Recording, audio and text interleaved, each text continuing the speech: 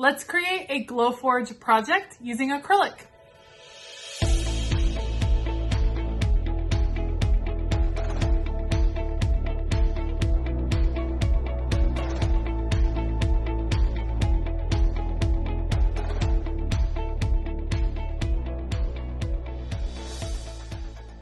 Hey y'all, I'm Elisa, the Scrappy Wife behind ScrappyWife.com, and welcome to Glowforge Week over here on my YouTube channel. Today we're going to start working with one of my favorite materials to work with my Glowforge, and that would be acrylic. There are so many amazing projects that you can create with acrylic. I get questions all the time about my marker storage over here, which I created with clear acrylic. I've made a huge variety of things, and I love that there are so many options, and acrylic is one of those materials that I didn't often get to work with before I had a Glowforge. So today we are going to conquer a simple acrylic project beginning to end, and I thought you guys would enjoy coming along. Let's go. All right, so I have logged into glowforge.com. I'm going to go to create, and today I'm going to work on some simple acrylic keychains. There are so many things that you can create with acrylic. For instance, let's look at this one, this magical castle topper. Let's see what it looks like when I click more info. This is for like a Stanley cup. Look how cute those are. It has different tops. You can add the names. Love, love, love those. Those are adorable. So there's all kinds of things that you can create and make. I'm going to do some simple keychains. We're actually going to come right here and they will render the design. Right now, my Glowforge is heating up and getting ready and connecting. So here are the designs that I have so far. So I'm actually going to zoom out just a little bit and move my designs. Oopsie. Going to select them all and move over to the corner. And I kind of want to check the sizing of these because it'd be nice to have one that was like a keychain, like an actual keychain, and then some smaller ones for my planner. So let's go to the measurement tool right here. It's 3.5 inches tall. So this is like keychain size. This is keychain size. This would be nice. Actually, this one, I think I'm going to scale down. I'm going to think I want it to be pretty small. So I'm going to do like, I don't know, maybe 1.75 inches tall. That's a pretty good scale for a planner. Maybe this one I'll do for my daughter. We'll kind of leave that one where it was. So now we have two that are keychain size, one that is planner sized. I'm wondering if there's a better way to arrange these. Let's stick them right here. Okay. Now the cool thing is this is a pre-done design, which is fabulous, but you can also adjust them ever so slightly. So let's zoom in a little bit. For instance, I would love to have the letter E right here. So I'm going to go to my text tool. I'm going to type in the letter E and I'm going to change the font. Love the Great for Lasers font. This one will look pretty darn cool. Let's see. Now that's engraved. I know it's engraved because it's in blue, but I'm thinking it would be nice. Actually, I don't love that font. Let's change it just a little bit. You know what? I tend to love, let's do kids room. Let's see what we come up with. That's very cute, but too thick. Nope. Nope. Man, it's harder than I thought to pick a font that I love. Let's go back to big and bold. That is just too thick. You know what? This one might work. I'm actually going to center that. So I'm going to select this whole part. I'm going to go back to my aligning tools, middle and center. And now this one right now is set on engrave. I think it'd be cool to cut it out. To cut right there and have that be open. So that would be pretty darn cool. Right here, let's add some text to this one too, shall we? I'm going to go ahead and do my full name. Why not? And let's change the writing again to a handwritten look. That is beautiful. I'm going to actually rotate it. Actually, never mind. We're going to keep it like this and make it ever so slightly bigger. And again, let's figure out, oops, I don't want to select too many. Let's select all these. Middle, center. There we go. I'm going to actually go ahead and group, Control G, and same thing, Control G.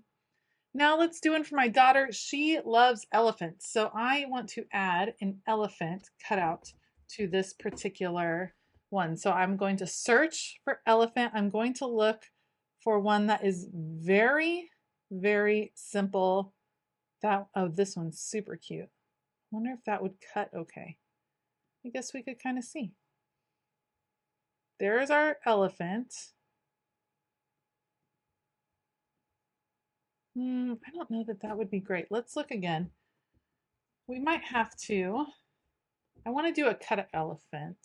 Let me fix that. Elephant. I want to do a cutout one. So it would need to be pretty simple. Oh, that's cute. I wonder what that would look like on there. If it was cut, it's importing the artwork as we speak.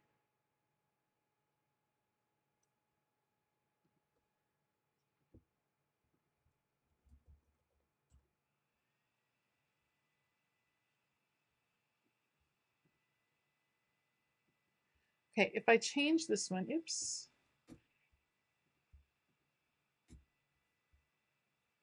Okay, here's my elephant. If I change it over here to cut, that might actually, let me expand that again to see what that looks like. No, because you would lose these parts. They wouldn't be, let's go back to engrave.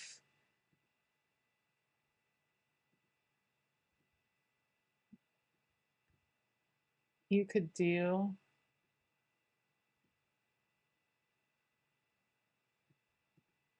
that's actually pretty cool. We'll just engrave it on there. And then I'm going to add her name and change the font. Love the handwritten font.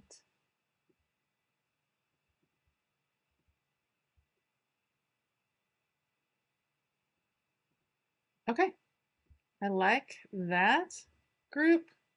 So 3 little custom charms. Because it's engraving, it will take a little while. So let's go to print and let's see what time it comes up with. I suspect this one will take more time than originally anticipated because engraving tends to take a lot more time than actually cutting things. So it's preparing. Let's see what it comes up with.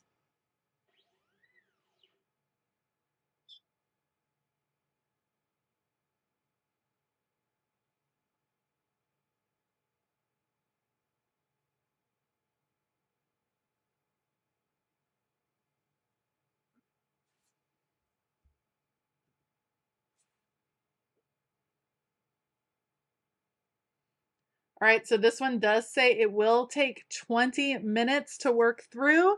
That's okay, because it'll be fast forwarded for you guys, but let's go ahead and print.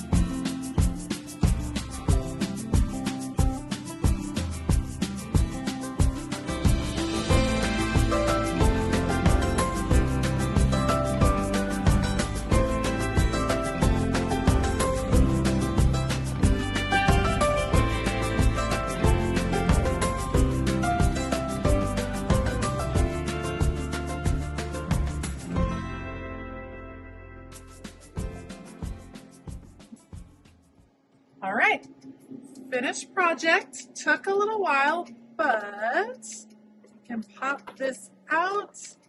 And we have our separate pieces. I'm going to bring these over to my desk and we're going to finish out our keychains.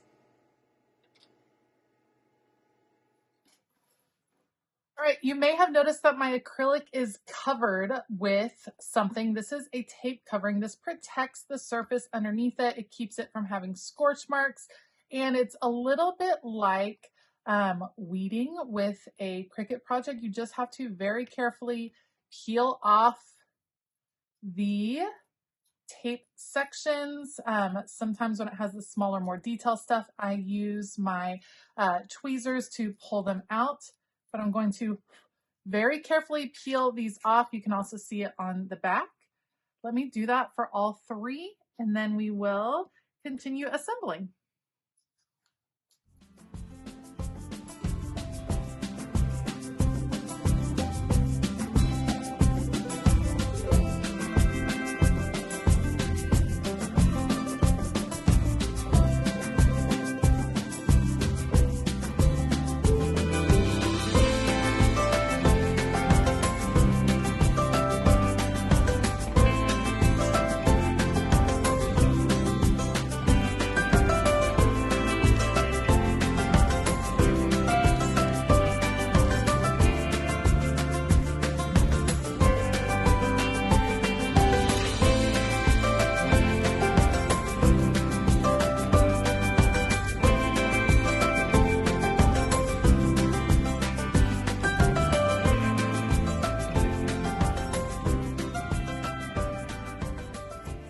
Now, something else that you can do, oops, forgot this little section. Something else you can do before you take everything off is actually go over some of these pieces with a paint pen. So like if I come through here and I'm just very carefully dabbing on this white paint pen, getting it into the grooves here before I've disrupted the tape in any way, shape, or form.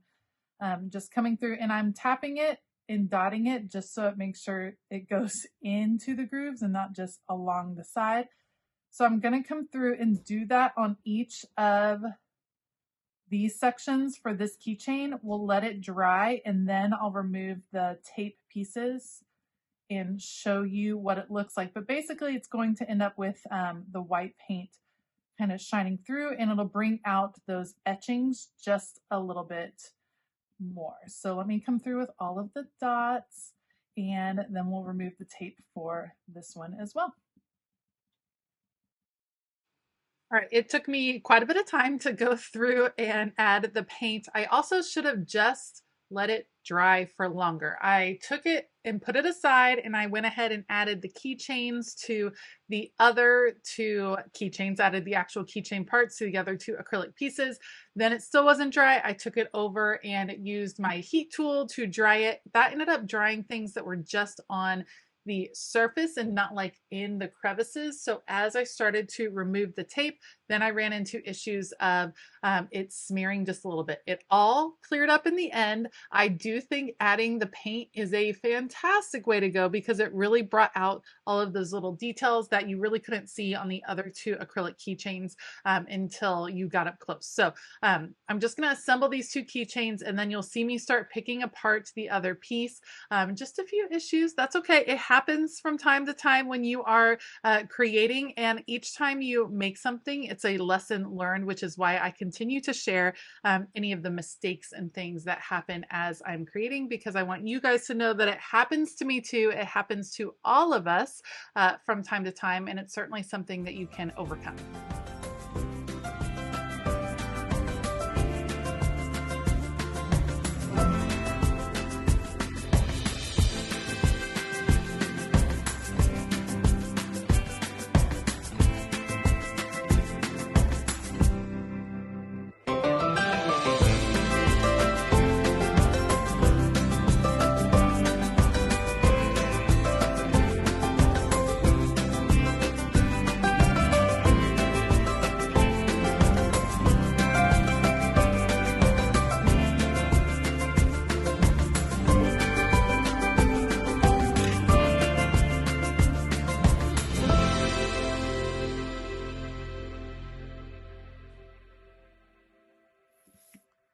right, so there is our acrylic project for today. I definitely like with the paint in there. I just needed to let it dry a little bit more. You can still see these with their etching, but I think if the white paint had been in there, it would look even better. But I just love that you can just churn out something like this. Like, that's the cool part of the Glowforge. It can be simple. You can do lots of layers, make it complicated.